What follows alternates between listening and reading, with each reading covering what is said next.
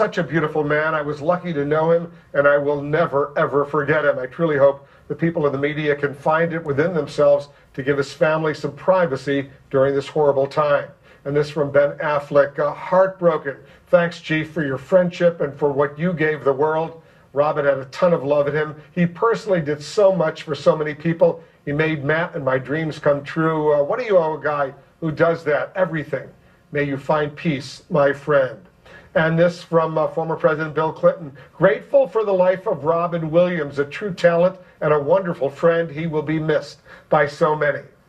People of President Clinton's generation and mine were very, very lucky. We got a chance to see the entire sweep of his talent, starting with Mork from Ork. Well, since we're both friends of Mindy's, why can't we be friends together? Oh, Mork, I think that's a wonderful idea. We should be friends. Close friends. As a matter of fact, I think we should celebrate by going out tonight. Okay, oh. You want to pick me up? If you insist.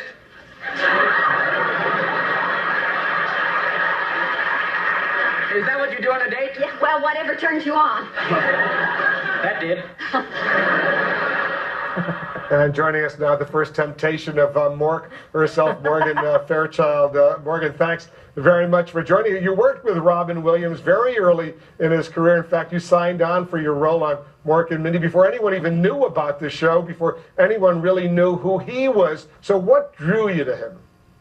Well, when I first got to LA, one of my early jobs was on Happy Days, and they were so lovely and so wonderful. Whenever I was on the Paramount lot, I'd try to stop by and say hi. So one day I was going over there, and Henry Winkler came over and said, "Hey, you got to go anywhere later?" And I said, "No, why?" And he says, "Stay and watch our guest star. He's amazing."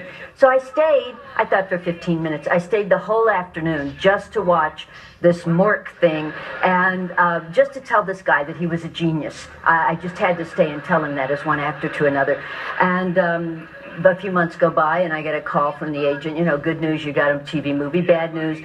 I said, well, what's the bad news? He said, well, Gary Marshall has this new show, and nobody knows anything about it. It's all under wraps, and we don't think you should do it. He don't want to give you a contract, and blah, blah, blah, blah. And I said, well, what is it? And he says, Mork and Mindy. I said, that's Robin Williams' show. And he said, who's Robin Williams? And I said, don't tell Gary, Robin Williams is a genius. I'd work for free to work with Robin Williams. So I took it against everybody's advice, and it was, you know, one of the most fun, creative processes in my whole life. It was a thrill just to walk on the set with him. The first time I was going to shoot the show, it was not on the air yet. Nobody had really seen it, so I went over to watch them tape the show before mine. I think I was the fourth show. This must have been the third. And I could see Robin over there in the commissary with his Topanga Canyon buddies with everything pierced and the purple hair and everything, looking at me like, oh, they sent me Miss White Bread America. You know. So the next day, we got up and we started blocking, and I realized quickly that Robin would just go off on these tangents, and everybody would just sort of let him go because he was so brilliant. So when we got up for me, he would throw something out and I'd throw something back, and he'd throw something out and I'd throw something back. So we were pretty soon going like this, and he came over and threw me in there just like in the scene, Mama, you're one of me. So it was just always a joy to do that. But I remember him sitting on our living room floor. My sister had gone to Juilliard. She was the class ahead of him and Christopher Reeve. And sitting on our living room floor before the show went on, and I'm saying, you know, Robin, when this hits, you know, this is going to explode for you, and it's going to be huge, and you're going to have to really watch out for a lot of things. And he kept saying, no, nobody's going to like this, nobody's going to care. And I kept saying, no, you're wrong. A lot of people, Morgan, have said that, you know, when he was with a group, 2, 3, 4, even 5 people, he was different than he was with someone just one-on-one. Did you experience that?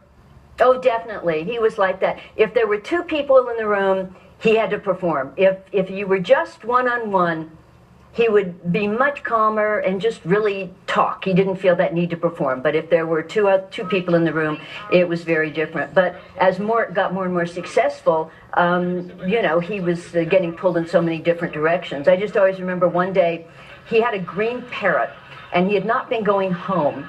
And I guess the parrot had gotten mad at him. And so one day he decided to bring the parrot to work, and we're on the soundstage, and the parrot would dive on it from the rafters. Not us, just Robin. He was mad at Robin. One day, you know, Jonathan Winters was his big idol. One day, Gary Marshall and some of the guys had gotten Jonathan Winters to come to the set, and he was hiding in Robin's dressing room. And we're all trying to get Robin to go to his dressing room, go to his dressing room. And he's late, and he's busy, and he's doing all of his antics, and he wouldn't. So finally, Jonathan Winters falls asleep in the closet, waiting to jump out and surprise him in his dressing room. But I was so thrilled that later they got to work together, because they're just two creative minds, like you just don't see. Morgan Fairchild, thanks for sharing some memories with all of our viewers. Thanks very much for joining us. Amazing memories indeed. A lot happening in the world just ahead. Fresh outrage in a town roiling.